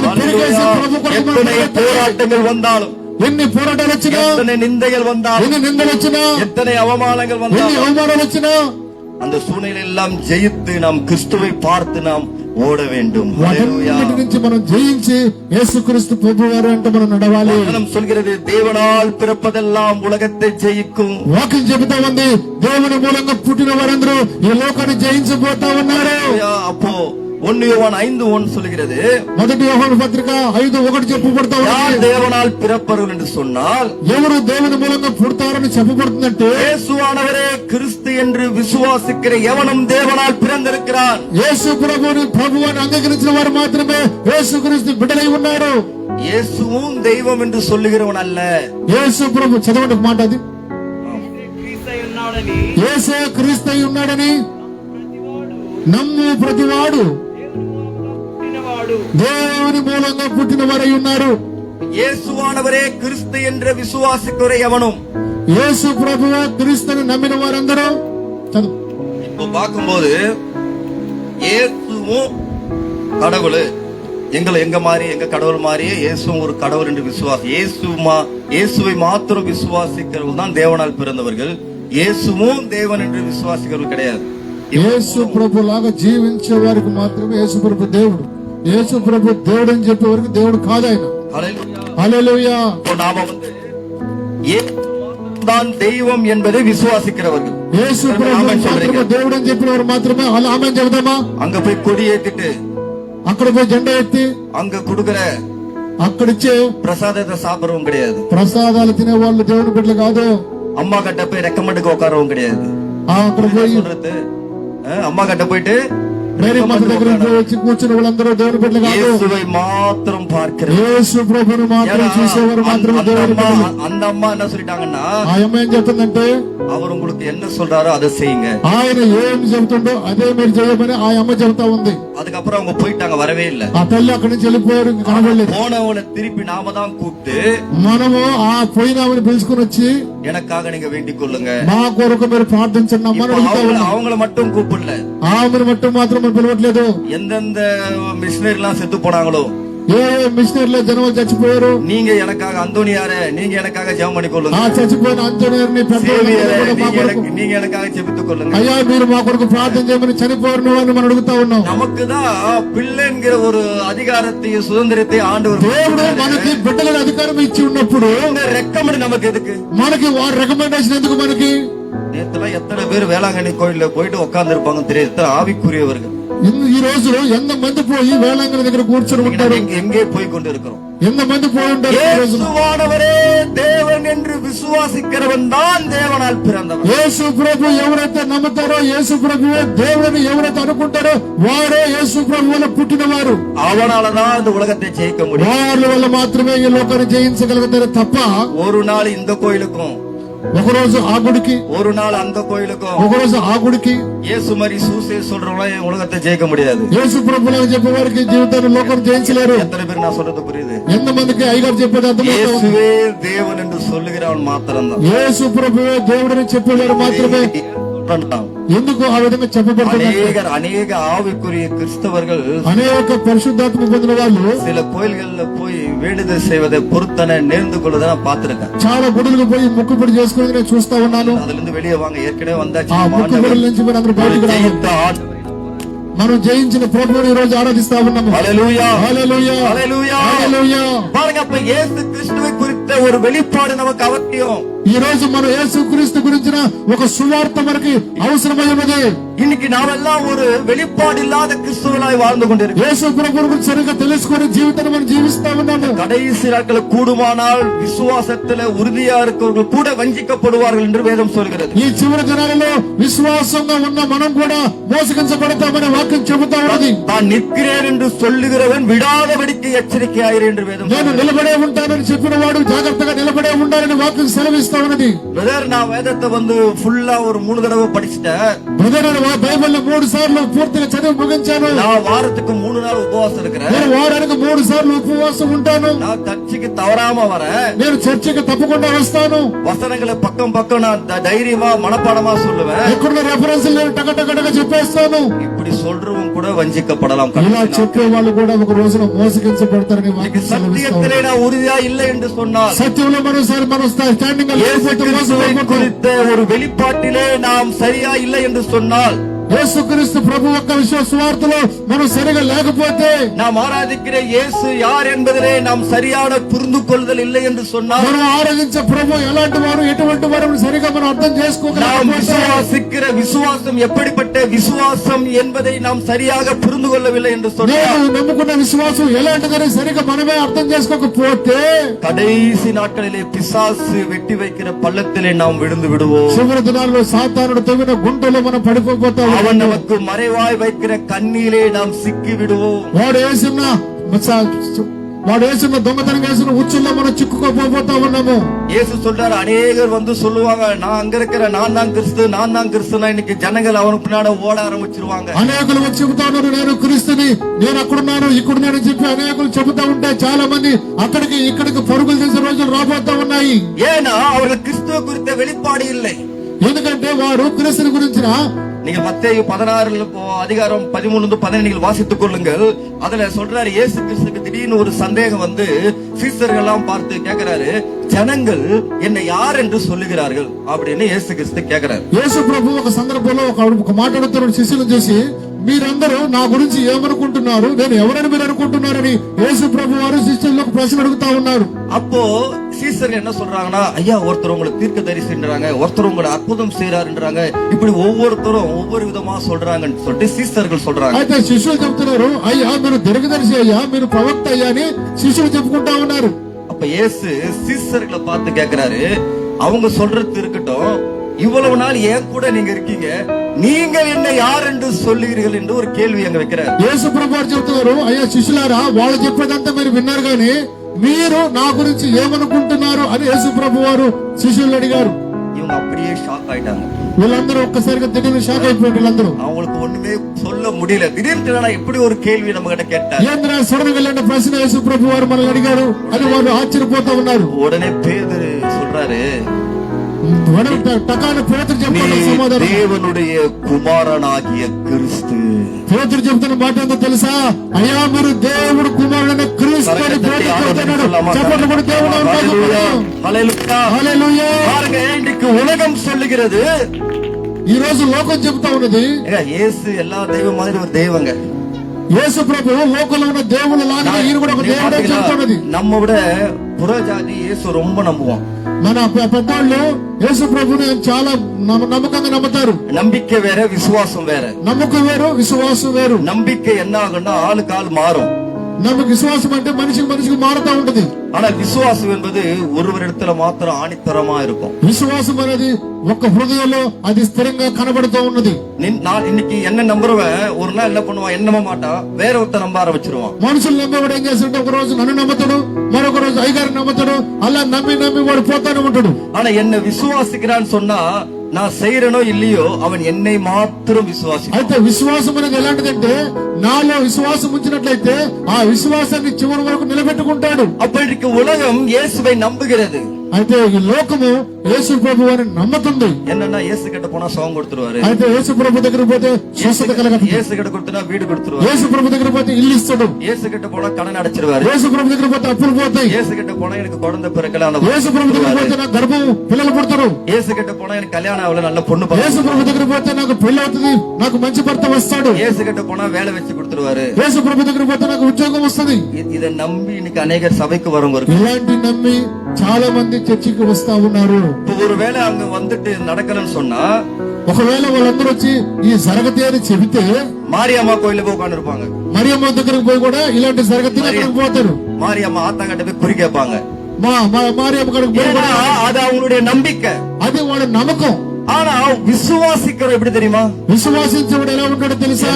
ஆண்டவர் கொடுத்தாலும் கொடுக்காவிட்டாலும் நான் விசுவாசிக்கிறவர் இன்னார் என்று நான் அறிந்திருக்கிறேன் சொல்றதுதான் விசுவாசம். దేవుడు నాకు ఇచ్చినా ఈగిపోయినా ఆయన ఇచ్చే తీరతడని నమ్మేవాడు మాత్రమే విశ్వాసి. அப்ப நீங்க விசுவாசிக்கிறீங்களா, நம்புறீங்களா? మీరు విశ్వాసిస్తున్నారా లేకపోతే నమ్ముతున్నారా? விசுவாசிக்கிறீங்களா? ஒரு ஆமென் சொல்லுங்க பார்க்கலாம். విశ్వాసించడం మాత్రం ఆమేన్ చెప్పండి. நம்பிக்கை, நான் நம்புறேன் இயேசு சொல்றேன், ஒரு ஆமென் சொல்லுங்க பார்க்கலாம். యేసు ప్రభు నమ్మేవారు ఒకసారి ఆమేన్ చెప్పండి. అర్థమవుతుందయ్యా? ரெண்டுத்துலயும் கையை தூக்காத ஒரு சிலர் இருக்காங்க. எதுக்குடா வம்பு கையை தூக்கிட்டு? ரெண்டுத்துக்கும் கையை தூக்காத ஒரு ஆள் நடுவுல ஒளிஞ்சிட்டு இருப்பாங்க. இப்படி தூக்கினா எதனா சொல்ற போறாருன்ட்டு. ஹல்லேலூயா. హల్లెలూయా. அப்போ இன்றைக்கு இயேசு கிறிஸ்துவை குறித்த ஒரு வெளிப்பாடு பேதுருக்கு கிடைத்தது. యేసు ప్రభువు గురించిన మర్మము పేతురుకు అనుగ్రహించబడ్డది. இன்றைக்கு நாம் வெளிப்பாடு பெற்ற கிறிஸ்தவர்களாய் இருக்க ఈ வேண்டும். రోజున మనము తెలుసుకున్న క్రైస్తవులుగా ఉండాలి. அப்ப எல்லாரும் வந்து சொல்லுவாங்க, நான் தான் கிறிஸ்து. இன்னைக்கு ஜனங்கள் பாருங்க, இன்னைக்கு யூடியூப் திறந்தா ஒரு வார்த்தை வசனம் பேசிக்கொண்டே இருக்கிறாங்க. చాలా మంది ఈ రోజున యూట్యూబ్ లో చెప్తా ఉన్నారు, నేను యేసు ప్రభువుని ప్రతి వాక్యం చెప్తా ఉన్నారు. வாட்ஸ்அப்ல பார்த்தா, వాట్సాప్ లో చెప్తా ఉన్నారు, ஷார்ட்ஸ்ல பார்த்தா ஒரு நியூஸ், అక్కడ ఇన్స్టాగ్రామ్ చెబుతా ఉన్నారు. நம்மால வசனத்தை பைபிள்ல வாசிக்கிறானோ இல்லையோ ஆனா போன்ல நிறைய வாசிக்கிறாங்க. బైబిల్ చదువుతున్నారో లేదో తెలియదు కానీ ఫోన్ లో మాత్రం చాలా విషయాలు తెలుసుకుంటా ఉన్నారు. சபைக்கு வந்து வசனத்தை கேட்கறாங்களே இல்லையோ யூடியூப்லயும் ஷார்ட்ஸ்லயும் வசனத்தை கேட்கறாங்க. చర్చికి వచ్చి వాక్యాలు వింటుంటారో లేదో తెలియదు కానీ యూట్యూబ్ లో మాత్రం చాలా మంది వాక్యాలు వింటా ఉన్నారు, చూస్తా ఉన్నారు. சபைக்கு வரலாலும் பரவாயில்ல பாஸ்டர், நான் யூடியூப்ல பாத்துக்கிறேன்னு சொல்லி ஸ்கிப் பண்றவங்களா இருக்கிறாங்க. చర్చికి రాకపోయినా పర్లేదు పాస్టర్ గారు, నేను యూట్యూబ్ లో వాక్యం చూస్తున్నానని చెప్పి చాలా మంది பைபிள் ఉన్నారు. எடுத்துக்கொண்டு வருவது கூட இன்னைக்கு சிரமமாகி இன்னைக்கு ஐபேடும் போன்லயும் இன்னைக்கு வேதத்தை బైబిల్ వచ్చేదానికి కూడా ఈరోజు చర్చికి భారం అయిపోయి ఐప్యాడ్ ఫోన్ లో తెచ్చుకొని బైబిల్ చూస్తా ఉన్నారు. அப்ப நம்மள டிஜிட்டல் கிறிஸ்டியனா மாறிட்டோம். అయితే మనం అందరం డిజిటల్ క్రైస్తవులుగా మారిపోతున్నామా? மோடிஜி சொன்ன மாதிரி டிஜிட்டல் இந்தியா மாதிரி நம்மளா டிஜிட்டல் கிறிஸ்டியன்ஸ். మోడీ చెప్పినట్లుగా మనందరం డిజిటల్ ఇండియాగా మారిపోయామా లేకపోతే డిజిటల్ క్రైస్తవులుగా మారిపోతున్నామా? హల్లెలూయా. சத்தியம் ஒரு நாளும் மாறக்கூடாது. సత్యం ఎప్పటికీ మారకూడదు. நாம் வெளிப்பாடு பெற்ற கிறிஸ்தவர்களாய் காணப்பட வேண்டும். మనం గ్రహించిన క్రైస్తవులుగా ఉండాలి. நமக்கு எதிராக அநேக கேள்விகள் எழும்பும். మన ముందు అనేకమైన ప్రశ్నలు రాబోతాయి. வீழ்த்தும்படியாய் அநேகர் எழுந்திருப்பார்கள். మనం మోసం చేయడానికి అనేక సమస్యలు రాబోతాయి. விசுவாசத்தை மறுதலிக்கும்படியாய் அநேக சூழ்நிலைகள் வழியாய் நாம் கடந்து போக మన வேண்டியிருக்கும். విశ్వాసాన్ని దొంగతనం చేసే సందర్భాలు రాబోతా ఉన్నాయి. ஒவ்வொரு நாளும் வெவ்வேறு விதமான பிரச்சனைகளை நாம் சந்திக்க நேரிடும். ఒక్కొక్క రోజు ఒక్కొక్క విధమైన సమస్యలు మనం సంధించబోతా ఉన్నాము. அந்த சூழ்நிலைகளை பார்க்கும்போது எனக்கு இந்த வாழ்க்கையே வேண்டாம் என்று எடுக்கிற வேறு முடிவு கூட எடுக்கிற நிலைக்கு நீங்கள் అలాంటి தள்ளப்படலாம். సందర్భాలు వచ్చినప్పుడు ఈ జీవితాన్ని జీవించలేను, ఈ జీవితాన్ని ఇంతటితో ముగించుకుంటే చాలు అనుకున్న రోజులు రాబోతా ఉన్నాయి. இதிலிருந்து நாம் வெளியே வரணும்னு சொன்னா, వీటి నుంచి మనం బయటకు రావాలి நாம் అంటే, ஜெயிக்க வேண்டும் என்று சொன்னால், మనం జయించాలంటే நான் ஆராதிக்கிற இயேசு யார்? నేను ఆరాధిస్తున్న ప్రభు ఎవరు? அவர் சிலுவையில எதற்காக ఆయన மரித்தார்? సిలువలో ఎందుకోసం మరణించాడు? அவர் ఎదற்காக ఉయిర్తెழுந்தார்? ఆయన ఎందుకొరకు తిరిగి లేచాడు? இந்த உயிர்த்தெழுந்தலின் வல்லமை என்ன என்பதை ఆయన குறித்து తిరిగి లేచిన వల్ల ఏమిటని తెలుసుకోవాలి. நமக்கு ஒரு வெளிப்பாடு தெளிவு அவசியம். ఆ తెలివి మనకు అవసరమై ఉన్నది ఈ రోజున. ஹல்லேலூயா. హల్లెలూయా. மத்ததெல்லாம் தெளிவா இருப்போம். అన్నిటిలో మనం తెలివిగా ఉంటాము. வீட்டுக்காரர் சம்பளத்தை எடுத்துட்டு வந்து கையில கொடுத்தா భర్త జీతం తెచ్చి చేతులు కనిస్తే 150 ரூபாய் கம்மியா இருக்கே, 150 రూపాయలు తక్కువైన సంగతి మనం బాగా அதுக்கு అర్థమవుతుంది. கணக்கு சொல்லுங்க. నాకెందుకు 150 రూపాయలు తక్కువ లెక్క చెప్పండి. தெளிவா இருப்போம். ఆ విషయంలో మాత్రం తెలివిగా ఉంటాం. கடையில பணம் கொடுத்துட்டு மீதி சில்லறை வாங்கும் போது 1 ரூபாய் குறைஞ்சா கூட அவங்க கிட்ட சண்டை போட்டு 1 ரூபாய் குறைவா இருக்கு கொடுங்கன்னு சொல்லி கேட்டு வாங்குவோம். అంగట్లో 10 రూపాయలు మనం ఇచ్చినప్పుడు చిల్లరిగిపోతే మనం జాగ్రత్త పడి వాడిని తొంగి వేసుకుని எடை கம்மியா இருந்தா அந்த இடம் சரியா இருக்கிறவருக்கு கொஞ்சம் போட்டு கொடுங்கன்னு சொல்லி ఏదైనా తక్కిట్లో మనం తక్కువగా ఇస్తే మనం ఏది తక్కువ ఇచ్చావు తక్కడ బాగా చూడమని అడుగుతాం. இதுல எல்லாம் நம்ம தெளிவா இருப்போம். ఎన్నిట్లో మనం తెలివిగా ఉంటాం కానీ கோட்டை விடுதல கோட்டை விட்டுருவோம். మనం ఏదైతే పోగొట్టుమో దాంట్లో మాత్రం మనం சின்ன జాగ్రత్తగా ఉంటాం. விஷயத்தெல்லாம் தெளிவா இருக்கிறவங்க, చిన్న చిన్న విషయాలు అంతా తెలివిగా ఉంటాం. அந்த 10 కన్నికైகள் எப்படி இருந்தாங்க? ఆ బుద్ధి గడిగల కనికలు 10 మంది అట్టు నిండ్రా. 5 பேர் நல்ல தெளிவுள்ளவங்க. 5 మంది మంచి బుద్ధి గల కనికలకు ఉన్నారు. எல்லாரும் 10 பேரும் வேலைக்கு வந்தவங்க. 10 మంది పనికి వచ్చారు. அதுல 5 பேரு ரொம்ப திறமசாலி. వాళ్ళందరిలో 5గురు మాత్రం మంచి బుద్ధి కలిగిన వారు. கொஞ்சம் கூட எண்ணெய் எடுத்துட்டு போவோமே. పోయేటప్పుడు తోడుగా కొంచెం నూనె ఎత్తుకుపోయారు. இந்த 5 பேரும் தன்னை மாத்திரம் நம்புறவங்க, ஒரு செல்ஃப் கான்பிடன்ஸ். ఈ 5 మంది ఎలాంటి వారంటే వాళ్ళని నమ్ముకునే వాళ్ళు. நம்ம அநேகர் அப்படிதான் இருக்கிறோம். మనం చాలా మంది అలాగే ఉన్నాము. வரும்போது பாத்துக்கலாங்க, వచ్చినప్పుడు చూసుకుందలేப்பா, என்ன யாரும் ஒண்ணும் பண்ண முடியாதுங்க. నన్ను ఎవరు చేయలేப்பா, அவ்வளவு சீக்கிரம் என் பாவம் என்ன மேற்கொள்ளாதுங்க. అంత తొందరగా పాపం నా మీద பயங்கர பரிசுத்தவான் பரிசுத்தவான், నేను భయంకరమైన పరిశుద్ధికి யாரும் அசைக்க முடியாதுங்க. నన్ను ఎవరు కదిలించలేడు. பிசாசு வந்தா அவன் என்ன பார்த்து பயந்து ஓடுவாங்க. పిశాచు వస్తే నన్ను చూసి భయపడద్దు. இப்படி செல்ஃப் கான்பிடன்ஸோட இருக்கிற மாதிரி ఇలాంటి సొంత ధైర్యాలు సొంత నిర్ణయాలతో జీవిస్తా அந்த ఉన్నారు. 5 பேர் போனாங்க. ఆ 5 మంది అలా వచ్చారు. முடிவு என்னாச்சு? చివరికి ఏమైపోయిందంటే மணவாளம் வருவதுக்கு லேட் ஆச்சு. పెళ్లి కుమారుడు వచ్చాడు, ఆలస్యమైంది రావడానికి. இந்த செல்ஃப் கான்பிடன்ஸ் இருந்தாங்க பாத்தீங்களா? ఈ సొంత నిర్ణయాలు తీసుకున్నారు చూసారా? இயேசு கிறிஸ்து வந்தாருன்னா எப்படியாவது கைய கால புடிச்சிரா கூட போயிடுவேன். యేసుక్రీస్తు వచ్చినప్పుడు ఎట్టకడ కాలు చేయబట్టుకొని పోదాం అనుకున్నారు. அந்த எக்ஸ்கியூஸே கிடையாதுங்க. అలాంటి ఎక్స్క్యూజ్ అక్కడ లేవు. அந்த 5 பேர் என்ன பண்ணாங்க? கடைசில ఆ 5 మంది ఏమైపోయారు తెలుసా? చివరిలో அவரோடு கூட போவதை கோட்டை விட்டார்கள். ఆయనతో కూడా వెళ్ళేదానికి వాళ్ళు అవరతను పోగొట్టుకున్నారు. எல்லாத்திலும் தெளிவா இருந்தாங்க, అన్ని విషయాలు తెలివిగా ఉన్నారు. கடைசி நேரத்துல கோட்டை விட்டுட்டாங்க. చివరి విషయంలో వాళ్ళు ఆ సమస్య అవకాశాన్ని పోగొట్టుకున్నారు. நான் கடைசி நேரத்துல கோட்டை விட்டுருவேன்னு சொல்றவங்களா ஒரு அலையில சொல்லுங்க பார்க்கலாம். చివరి దినాల్లో పోగొట్టుకుని వారు ఉంటే మీ ఒకసారి అల్లలే చెప్పండి. ஹல்லேலூயா, எல்லாம் உத்தரா இருக்கீங்க. ஹல்லேலூயா, கர்த்தர் உங்களை ஆசீர்வதிப்பாராக. దేవుడు మీ అందరూ దీవించును గాక. அப்ப இன்றைக்கு நாம் ஜெயிக்க பிறந்தவர்கள் என்பதை மறந்துடக்கூடாதுங்க. అయితే మనము జయించడానికి పుట్టామనే సంగతి మనం நாம మర్చిపోకూడదు. யாரு? நாம யாரு? మనం ఎవరమే? சத்தமா சொல்லுங்க. మన ఎవరమే? சொல்லுங்க, சத்தமா சொல்லுங்க. మనం ఎవరిమి? நீங்க இதை அறிவிக்க அறிவிக்க பிசாசு அப்படியே பயந்துரு ஓடுவோம். அப்படியே ஐயோ இவங்கெல்லாம் ஜெயிக்க பிறந்தவர் சொல்லி நீங்க ஜெயத்தை அறிக்கையிட பிசாசு உங்களுடைய வாழ்க்கையில தோல்வியை கொண்டு வர முடியாது. ఇది మీరు చెబుతా ఉంటే పిశాసి మీ దగ్గర నుంచి పారిపోతారంట.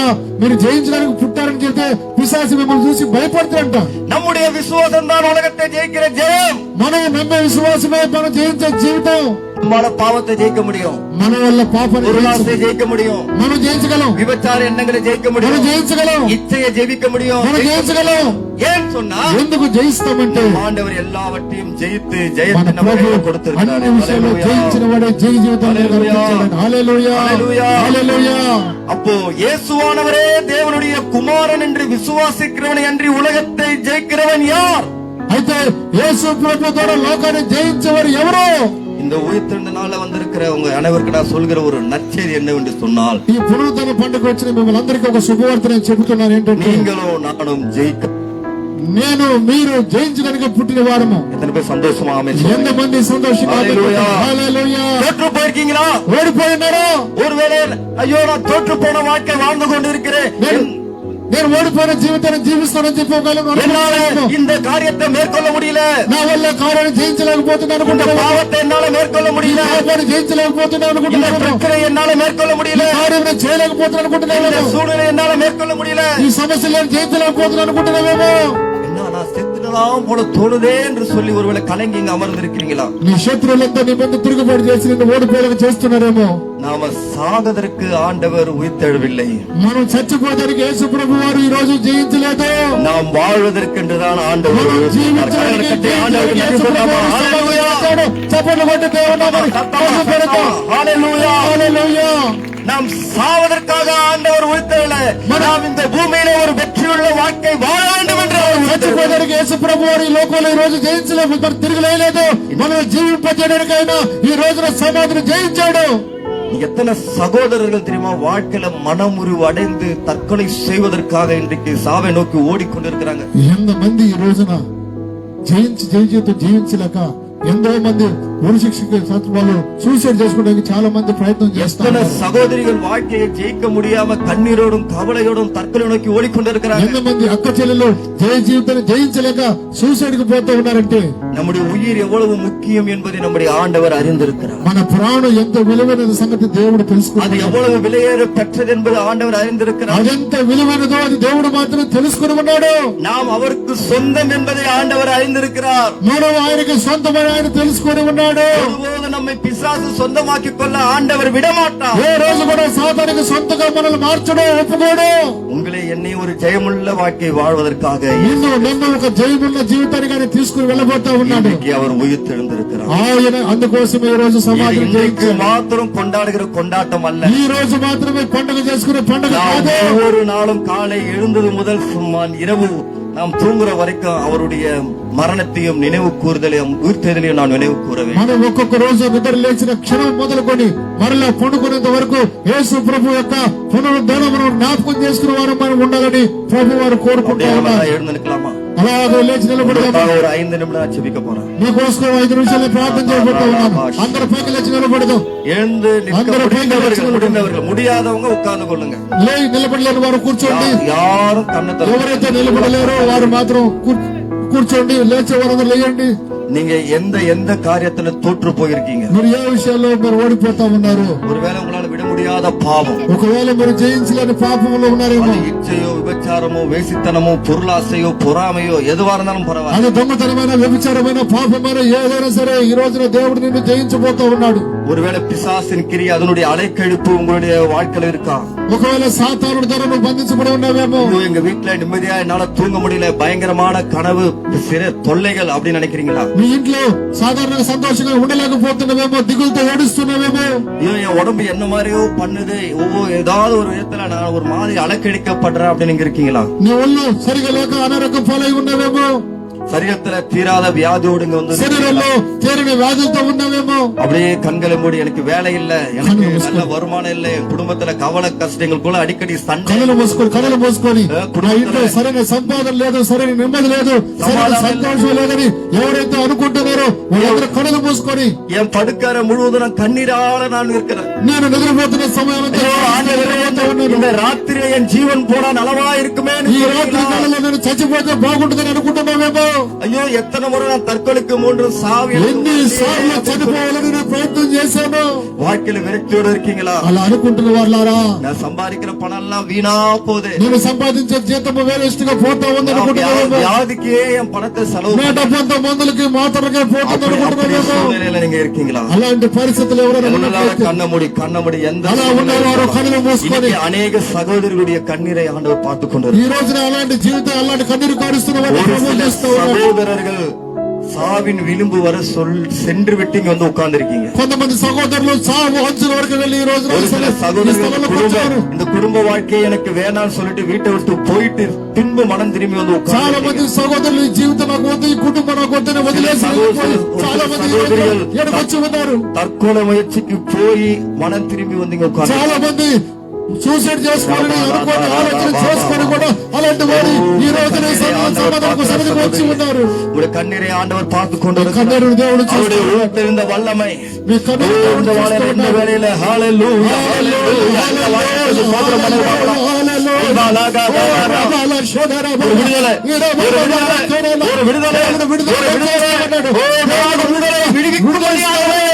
దేవుడు విడుదల దేవుడు வாழ்க்கை வாழ்வதற்காக దేవుడు విడుదల உயிர்த்தெழுந்தேன் என்று ஆண்டவர் சொல்றார்.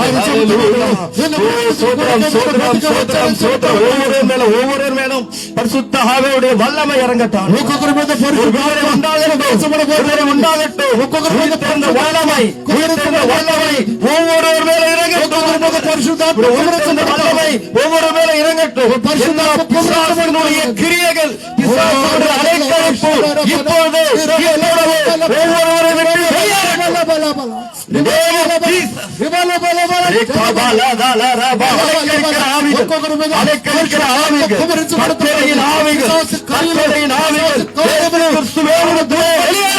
ఒక్కొక్కరు దేవుడు చేస్తా ఉన్నాడు. வியாதியை கொண்டு வருகிற ஆவி இயேசு கிறிஸ்து நாமத்திலே வெளியேறு. వ్యాధులు తెచ్చుకొని இறங்கட்டப்பா, ஒரு அபிஷேகம் இறங்கட்ட ஆண்டவரே, ஒரு அபிஷேகம் இறங்கட்ட ஒவ்வொரு மேலையும் எல்லா கண்களை தட்டி ஒரு அபிஷேகத்தை பெற்று ஒரு அபிஷேகம் இறங்கட்டும். தீபா லாபா தாலா ராபா இந்த உயிர்த்தெழுந்த நாளிலே ஒவ்வொரு மேல ஒவ்வொரு மேல ராபா ராபா ராபா சாந்தா ராபா ராபா எல்லா கட்டுகள் உனக்கு விரோதமாய் உருவாக்கப்படுகிற எந்த ஆயுதமும் இயேசு கிறிஸ்து நாமத்தினாலே வாய்க்காமல் போகட்டும். வாலிப சகோதரி, ஹalleluya, ஒரு பாதுகாப்பை ஆண்டவர் தருகிறார். ஆமா ஆமா ஆமா, ஹalleluya ஹalleluya. ஆண்டவரே அப்பா ஒப்பு கொடுத்து நான் ஜெபிக்கிறோம். வாலிப பிள்ளைகள் ஒப்பு கொடுத்து சோதரம் பண்ணலாமா? எந்த விதமான பாவத்திலும் சிக்கிக்கொள்ளாதபடிக்கு இன்னைக்கு கர்த்தருடைய வல்லமை ஒவ்வொருவரையும் மூடிக்கொள்ளட்டும். ஹalleluya, சோதரம் சோதரம். కళ్ళు మూసుకుంది. ఎవరెవరైతే విడిపించుకోవాలని ఆశపడుతూ ఉన్నారు, ఎవరెవరైతే బంధకాల నుంచి బయటకు రావాలని కోరుకుంటా ఉన్నారు, ఎవరెవరైతే పాపాల నుంచి జయించాలని కోరుకుంటా ఉన్నారు, ఎవరెవరైతే జయ జీవితాన్ని కావాలని కోరుకుంటా ఉన్నారు, ఎవరెవరైతే వ్యక్తి జీవితం కావాలని కోరుకుంటా ఉన్నారు, సహాయకుడిగా வெற்றியுள்ள வாழ்க்கை வாழும்படியாகவே இன்றைக்கு ஆண்டவர் உயிர்த்தெழுந்தார். జీవితాన్ని జీవించిన కొరకు ప్రభువుని పిలిచి ఉన్నాడు. நன்றி ஆண்டவரே, நன்றி ஆண்டவரே. స్తోత్రం స్తోత్రం స్తోత్రం స్తోత్రం. పరిశుద్ధాత్మ దేవ మీకు స్తోత్రాలయ్యా, పరిశుద్ధాత్మ దేవ మీకు స్తోత్రాలయ్యా. అయ్యా మా మధ్యలో మీరు తేటగా సూటిగా మాట్లాడిన మాటలకు స్తోత్రం చెల్లిస్తున్నారు. అయ్యా ఈ రోజున మీరు మా కొరకు తిరిగి లేచింది. అయ్యా మేము జయ జీవితాన్ని జీవించడం కొరకు మాత్రమే ఈ రోజు మీరు లేచారని మాతో సూటిగా మాట్లాడినందుకు స్తోత్రాలయ్యా. అయ్యా మేము ఓడిపోయేదానికి పుట్టలేదు, మేము ఓడిపోయేదానికి బ్రతకలేదని మీరు మాతో మాట్లాడేందుకు స్తోత్రాలయ్యా. ఏ విషయాల్లో మేము ఓడిపోతా ఉన్నామో, ఏ విషయాల్లో మేము పడిపోతా ఉన్నామో ఆ సంగతులు ఈ రోజున మీరు బాగుగా ఎరిగినందుకు స్తోత్రాలు అయినా. ఈ వాక్యం నాతోనే మీరు మాట్లాడారయ్యా, ఈ మాటలు నాకే మీరు చెప్పారు నాయన. నేను ఓడిపోనని చెప్పినందుకు స్తోత్రాలు దేవా. నువ్వు